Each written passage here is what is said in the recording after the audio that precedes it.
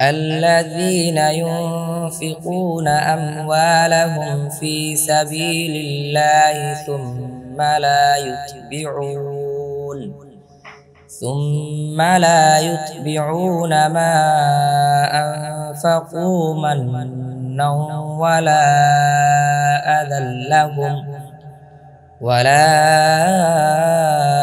أذى لهم أجرهم عند ربهم ولا خوف عليهم ولا هم يحزنون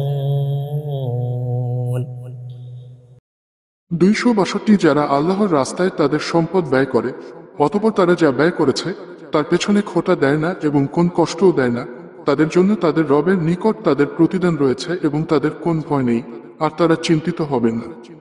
قول معروف ومغفرة خير من صدقة يتبعها أذى والله غني حليم 263 উত্তম কথা ও ক্ষমা প্রদর্শন শ্রেয় যে দানের পর কষ্ট দেয়া হয় তার চেয়ে, আর আল্লাহ অভাবমুক্ত সহনশীল। يا أيها الذين آمنوا لا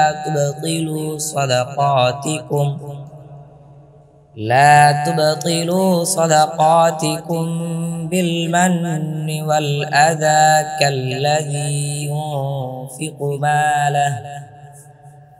كالذي ينفق ماله رئاء الناس ولا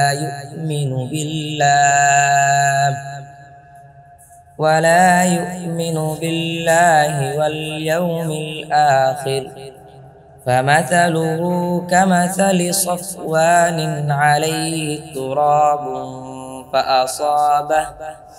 فأصابه وابل فتركه صلدا لا يقدرون على شيء مما كسبوا والله لا يهدي القوم الكافرين 264 হে মুমিনগণ, তোমরা খোটা ও কষ্ট দেওয়ার মাধ্যমে তোমাদের সদাকা বাতিল করো না। সে ব্যক্তির মতো যে তার সম্পদ ব্যয় করে লোক দেখানোর উদ্দেশ্যে এবং বিশ্বাস করে না আল্লাহ ও শেষ দিনের প্রতি। অতএব তার উপমা এমন একটি মসৃণ পাথর যার উপর রয়েছে মাটি।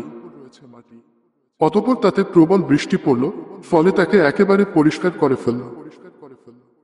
তারা যা অর্জন করেছে তার মাধ্যমে তারা কোন কিছু করার ক্ষমতা রাখে না, আর আল্লাহ কাফির জাতিকে হিদায়াত দেন না।